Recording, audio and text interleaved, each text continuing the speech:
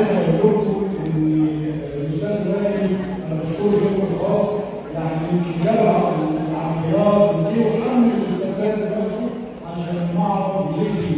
وطبعا بشكر كل الفنانين وبشكر الشيخ هشام طلعت وشكرا لكم جميعا.